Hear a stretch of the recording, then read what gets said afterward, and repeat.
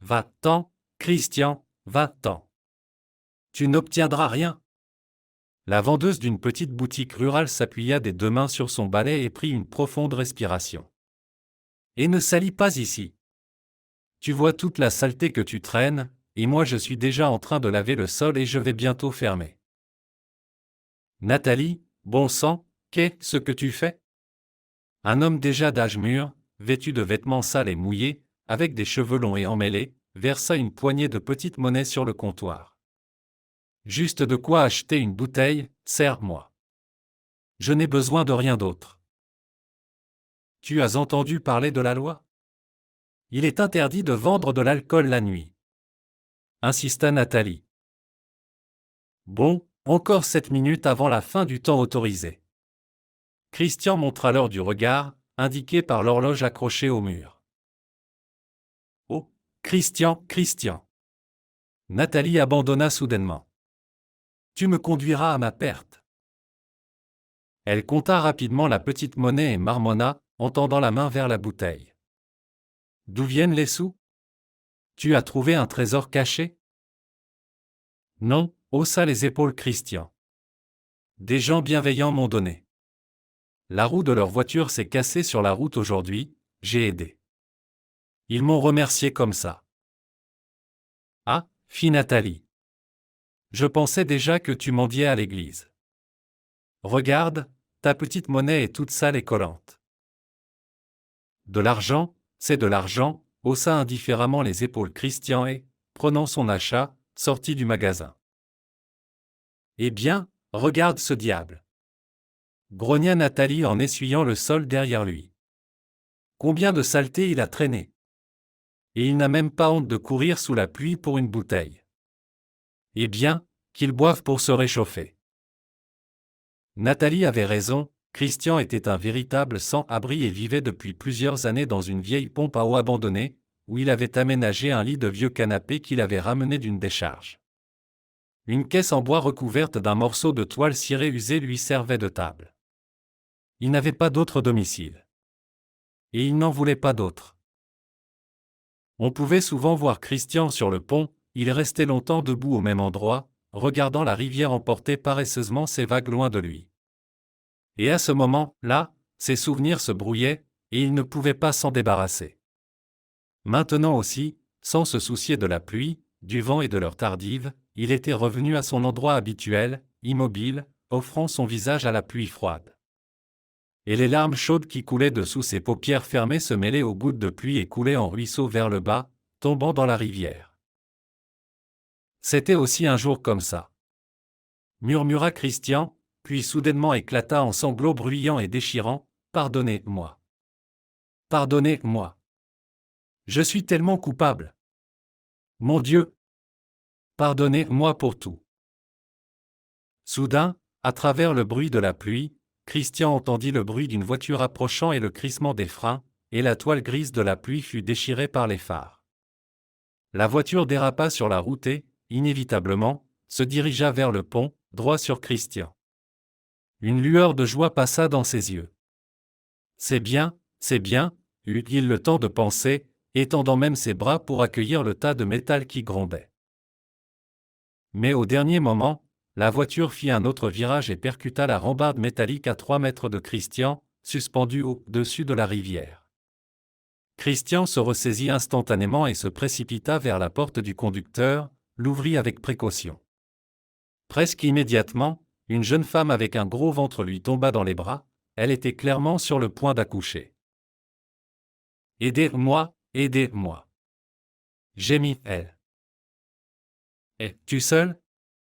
Y a-t-il quelqu'un d'autre dans la voiture? » Seul, dit l'inconnu, mais Christian, l'ayant éloigné à une distance sûre, retourna quand même vers la voiture et l'inspecta soigneusement. Effectivement, il n'y avait personne d'autre et Christian revint alors vers la victime. Elle poussa un cri aigu et lui saisit la main d'une main, et de l'autre elle tint son propre ventre. « Eh bien, tu es en train d'accoucher ou quoi? » s'exclama Christian, surpris. « Et voilà, tu es tombé sur ma tête. » « Il y a un sac dans la voiture pour l'accouchement, commença la femme, mais s'interrompit immédiatement en poussant un cri de douleur. Christian se précipita vers la voiture. Le sac dont parlait la femme était par terre. Christian essaya de le récupérer, mais la voiture se balança et il recula. Alors il essaya de le prendre par une autre porte, mais elle ne voulait pas s'ouvrir. Pendant ce temps, la femme continuait à crier. Finalement, Christian revint vers elle, la souleva, la prit par la taille et la conduisit à son espace dans l'ancienne pompe à eau. Soudain, un bruit terrifiant retentit derrière eux. « Ta voiture a plongé », dit Christian à sa compagne. « Heureusement que tu es sauvée. » Ils avancèrent un peu plus et la femme, essentiellement suspendue à lui, trébucha et manqua de tomber. « Je ne peux plus !» cria-t-elle. « Appelez des médecins, aidez-moi. » « Les médecins n'arriveront pas à temps, » lui dit Christian. « Tiens bon un peu, nous sommes presque arrivés. » En effet, quelques minutes plus tard, il la coucha sur son vieux canapé, prit une vieille lampe à pétrole qu'il utilisait parfois et alluma la mèche. Puis il ouvrit une bouteille de vodka, s'en versa abondamment sur les mains. Ensuite, il sortit un couteau pliant de sa poche et le nettoya soigneusement. La femme, quand la douleur s'atténua un peu, le regarda, mais ne comprenait pas ce qu'il faisait. Christian, sans beaucoup de réflexion, s'approcha d'elle, essayant de sourire doucement. « Ne t'inquiète pas, j'ai fait ça de nombreuses fois. » Il déboutonna sa chemise et l'enleva, puis il déchira sa jupe en 2 morceaux. « Que fais-tu » s'étouffa la femme en ressentant une nouvelle vague de douleur. « Je vais mettre au monde votre bébé. »« Comment t'appelles-tu » ?»« Sophie. »« Eh bien, accroche-toi, Sophie, ça a déjà commencé. »« J'ai des jumeaux, 2 d'entre eux. »« Oui, j'ai déjà compris grâce à ton ventre. » Christian caressa doucement le genou de la femme. « Eh bien, bien, arrête de crier, tout ira bien. Allez, attrape la contraction. Voilà, c'est bien. » Il attrapa le premier bébé, coupa habilement le cordon ombilical et, entendant le bébé pleurer, l'enveloppa rapidement dans la chemise de sa mère, puis tendit le bébé à Sophie. « Tiens ton premier-né. Presse-le contre ta peau, et couvre-le simplement avec ta chemise. Excuse-moi, je n'ai pas d'autre endroit pour le poser. Et repose-toi un peu, dans 10 ou 15 minutes, nous continuerons. » À travers le voile de la douleur, Sophie regardait son sauveur inattendu et ne comprenait pas d'où cet étrange homme savait comment accoucher. Et il désinfecta à nouveau ses mains et se tourna vers elle. « Eh bien, on continue ?» Sophie acquiesça. Cependant, le deuxième bébé ne cria pas pour signaler sa naissance, et Christian se pencha anxieusement sur lui. Les secondes semblaient durer des heures et Sophie ne pouvait pas se résoudre à demander ce qui était arrivé à son fils. Elle suffoquait de terreur, serrant contre elle son premier-né qui tremblait, et à ce moment-là, elle entendit un petit claquement suivi d'un cri du deuxième bébé. « Il a failli s'étouffer », dit Christian en l'enveloppant dans une jupe et en le tendant aussi à la mère. « Mais maintenant, tout ira bien avec lui. Et maintenant, finissons le processus d'accouchement et tout ira bien pour toi. » Des larmes coulaient sur les joues de Sophie et elle ne pouvait pas se calmer, tandis que Christian se penchait avec compétence au-dessus d'elle et la couvrait avec sa veste. « Repose-toi maintenant, et moi, je vais chercher de l'aide. Ne t'inquiète pas, tout ira bien. Pendant ce temps, tu peux nourrir tes 2 trésors. Allons, je vais t'aider à les mettre au sein. » Sophie resta seule avec ses bébés. Elle pouvait entendre les battements de leur cœur et pleurait doucement, ne se rendant pas compte de la situation terrible dans laquelle elle se trouvait. Pendant ce temps, Christian courut jusqu'à la datcha la plus proche et frappa à toutes les portes, appelait une ambulance pour une femme avec 2 bébés. Appelez des médecins. Les rideaux bougeaient derrière les fenêtres, mais personne ne se pressait de venir en aide à Christian. « Mais qu'est-ce que c'est que ça ? Êtes-vous des humains ou pas ? Et c'est seulement d'une petite maison que sortit une femme quelconque, eh bien, pourquoi cries-tu ? Quel est ton problème ? Une femme a accouché soudainement, des jumeaux. Il faut appeler des médecins, expliqua précipitamment Christian. J'ai frappé à toutes les portes de ces riches, personne ne sort. Entre, lui fit-elle signe de la main. Juste doucement, s'il te plaît, mon enfant est malade. Il dort, ne le réveille pas. Et je vais sortir le téléphone. Ils ont appelé ensemble, et Christian a expliqué comment les secours pouvaient arriver jusqu'à la femme en travail.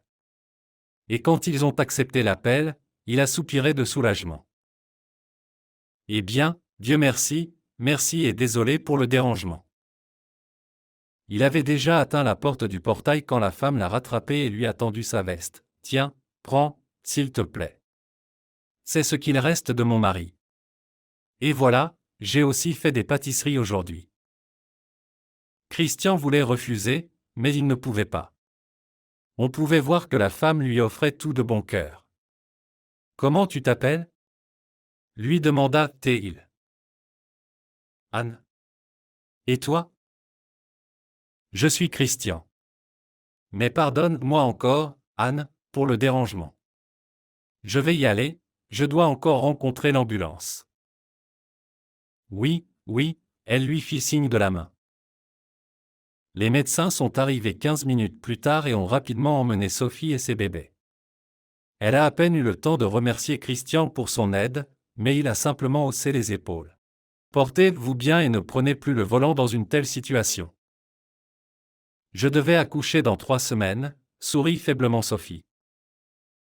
Eh bien, 39 à 40 semaines, c'est la norme pour une grossesse avec un seul bébé, expliqua Christian. Mais en cas de jumeaux, il faut être prêt dès la 36e à la 37e semaine. Regardez-le, dit un médecin à un autre, à première vue, il est sans abri, mais il parle comme un gynécologue professionnel. Dis donc, t'aurais pas fini des études de médecine par hasard ? Où serait-ce possible pour moi ? Sourit Christian. Comme tu le dis, je suis juste un sans-abri ordinaire. Les cosmonautes n'en prennent pas, comme moi. L'ambulance est partie, et Christian est retourné chez lui, a ramassé et jeté les vêtements déchirés de Sophie, puis il a longtemps été assis sur son canapé, fixant un point et écoutant le vent et la pluie en furie dehors. Ce jour, là aussi, il faisait ce temps-là, pensa Christian, mais ses pensées quittèrent soudain le lointain passé et la silhouette mince de Anna parut devant lui, la seule femme qui n'avait pas eu peur de lui ou de lui ouvrir la porte. Courageuse, dit-il à voix haute. Et gentille. Oui, seulement malchanceuse, pas de mari, un fils malade. Pauvre femme. Et c'était très étrange. Un mendiant sans abri, assis dans une pièce froide et non habitable et se blottissant dans une veste mouillée pour se protéger du froid pénétrant, n'éprouvait pas de pitié pour lui-même, mais pour une autre personne. Il ressentait une sincère compassion du fond du cœur. Christian ne s'endormit que vers le matin, après avoir mangé les petits gâteaux de Anne, et il ne fut pas tourmenté par les cauchemars auxquels il était habitué, mais par quelque chose de bon, de chaud et de très lumineux. Ce dont il avait tant besoin dans sa vie. Sophie, placée sous la surveillance des médecins, se calma lorsqu'ils lui dirent que l'accouchement s'était étonnamment bien passé et que ni les bébés ni elle ne couraient de danger. Elle demanda un téléphone et appela immédiatement son mari. Il lui répondit d'une voix endormie, et elle sourit. « Tu dors ? Parfait. Et moi, j'ai 2 nouvelles pour toi. Premièrement, j'ai failli me tuer et noyer ta voiture. Et deuxièmement, nous avons donné naissance à 2 merveilleux fils. Attends, Sophie, je ne comprends rien. Tu as accouché ? Mais, en termes de temps, c'est encore tôt. Pourquoi m'appelles-tu d'un numéro inconnu ? Sophie soupira et commença son récit. Tu as oublié que je t'ai demandé de rester ? Je t'ai dit que j'avais un mauvais pressentiment. Jean, j'avais raison. Tu es parti pour ta réunion importante et tu as presque perdu toute la famille. Je n'exagère pas du tout et tu comprendras maintenant toi-même. Où es-tu maintenant ? La coupa-t-il d'une voix inquiète. À l'hôpital. Tout va bien avec moi et les enfants. Mais je veux que tu m'écoutes. Lorsque tu es parti, j'étais très contrarié. La pluie et le vent ont commencé, et j'étais seul à la maison, notre femme de ménage a pris un congé. En bref, j'ai décidé de prendre un bain et de me coucher. Tu sais, j'avais très peur, le vent soufflait si fort et la pluie tapait sur les fenêtres, puis la lumière s'est éteinte partout. Probablement à cause du mauvais temps, ou peut-être qu'une branche a arraché les fils, je ne sais pas. Mais j'ai vraiment eu peur, j'ai allumé la lampe de poche de mon téléphone, la baignoire était presque pleine, j'ai laissé tomber le téléphone là-dedans par accident. Jean, j'ai failli devenir folle de peur. Je me suis penché pour le récupérer et là, j'ai ressenti une douleur atroce. Jean, je t'avais demandé de ne pas partir, mais tu as décidé que rien ne se passerait. Et c'est arrivé, j'ai commencé à accoucher seul, dans une maison vide et totalement sombre. J'ai eu très peur et j'ai décidé d'aller à l'hôpital seul. J'ai pris ta voiture, la mienne est trop petite. Au début, tout allait bien, mais ensuite les contractions ont commencé à s'intensifier, et plusieurs fois j'ai failli perdre connaissance de douleur au volant. Les essuie-glaces ne parvenaient pas à faire face au déluge, mais j'ai continué à avancer. Et puis sur le pont, je me suis senti très mal et j'ai perdu le contrôle. J'ai tourné en rond, j'ai essayé de reprendre le contrôle, mais je me suis écrasé contre le parapet. Oh, Jean, tout ce qui s'est passé était comme un cauchemar effrayant. Je ne peux toujours pas me rappeler sans trembler. Tu sais, je me suis réveillé et j'ai vu un clochard. Il m'a d'abord sorti de la voiture, puis m'a emmené quelque part. Je ne sais même pas comment appeler ça. Il vit là-bas, il s'appelle Christian. Eh bien, c'est ce Christian-là qui m'a aidé à accoucher avec un couteau à la main, puis il a appelé les médecins et ils m'ont emmené à l'hôpital. Jean, abasourdi, écoutait sa femme et ne croyait pas ses oreilles. « Sophie, tu vas bien maintenant? Comment vont nos fils? » « Tout va bien maintenant, Jean. Et maintenant, excuse-moi, je vais dormir. » « Oui, oui. Repose-toi, s'il te plaît.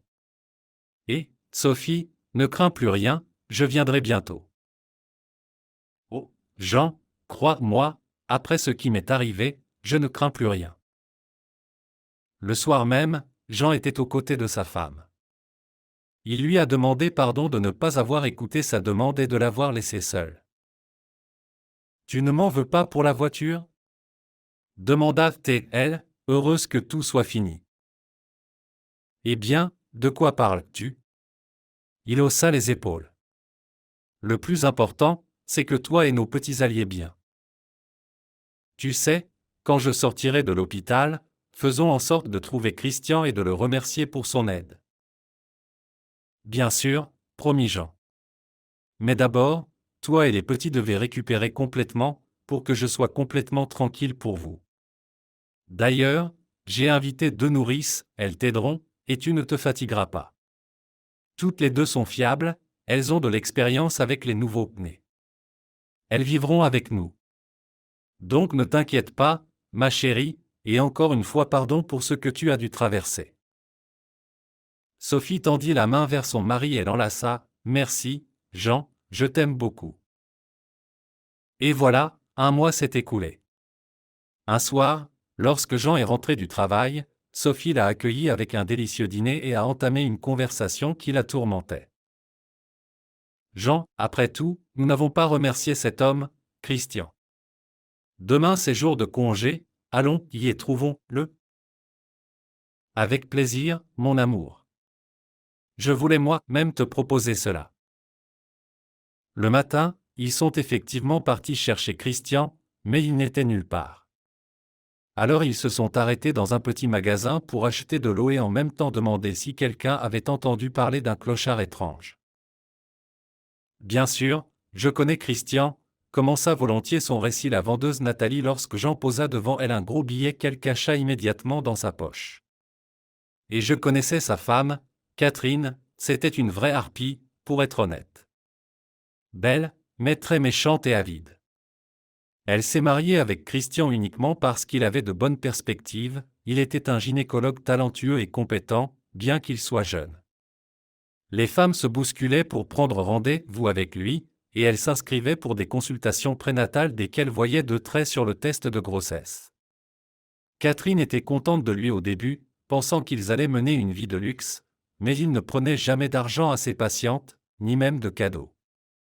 Il pensait que c'était mal. Eh bien, sa femme a commencé à le harceler, tu travailles toute la journée à l'hôpital, et à la maison tu traînes les pieds. Elle n'avait jamais travaillé un seul jour de sa vie, mais elle épuisait son mari. Elle l'a poussé jusqu'à le forcer à travailler comme chauffeur de taxi la nuit. Le pauvre homme était épuisé, il passait la journée à l'hôpital et la nuit derrière le volant. Un jour, il a conduit un couple âgé.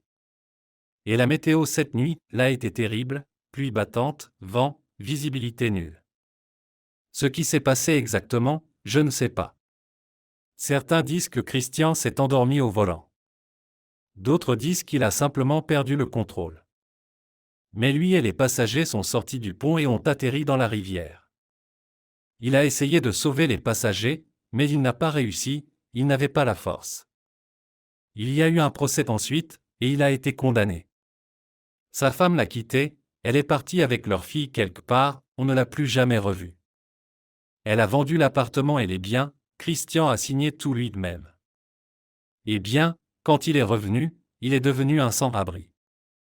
Il s'est installé dans une vieille pompe à eau, pas loin du pont, et il ne s'est jamais éloigné de là.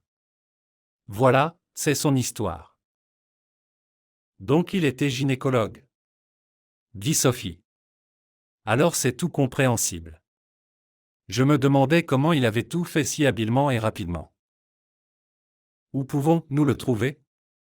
Demanda Jean, et à ce moment-là, la porte grinça, et sur le seuil du magasin apparut Christian.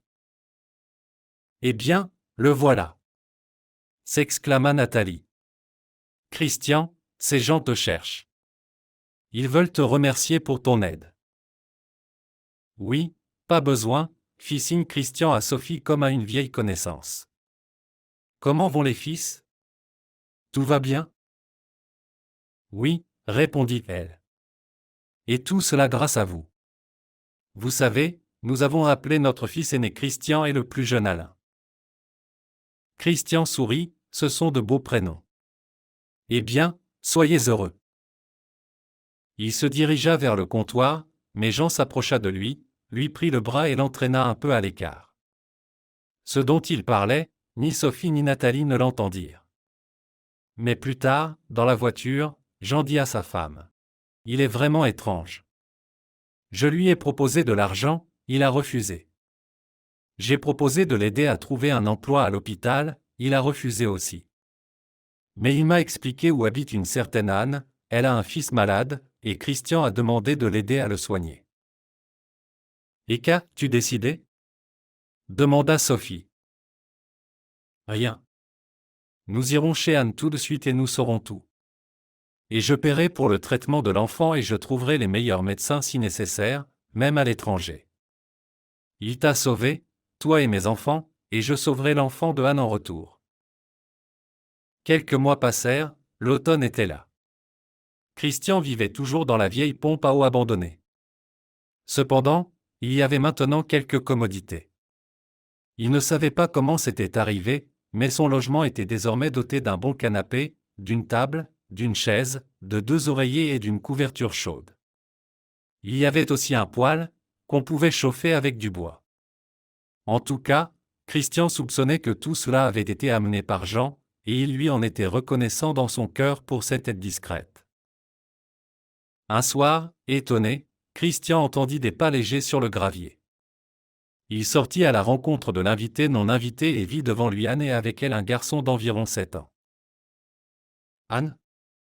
Que se passe-t-il ? Lui échappa-t-il ? Rien, Christian, répondit-elle. Mon fils et moi sommes venus te remercier pour ce que tu as fait et t'inviter chez nous. Jean m'a tout raconté et a payé pour le traitement de mon fils. Maintenant Eric est en bonne santé. Nous sommes rentrés d'une station balnéaire hier seulement, d'abord nous avons été traités dans une clinique, puis nous avons récupéré là-bas. Je suis très heureux, dit Christian en regardant le garçon. Allons à la maison, dit Eric. Maman a chauffé le bain et a fait des gâteaux. Tu vas vivre avec nous, n'est-ce pas? Christian se détourna pour qu'il ne voie pas les larmes qui montaient à ses yeux. Et quand il se tourna vers Anne et Eric, ils virent qu'il leur souriait chaleureusement et ouvertement. Maintenant, Christian savait que quelqu'un là l'avait pardonné et lui donnait une autre chance d'être heureux.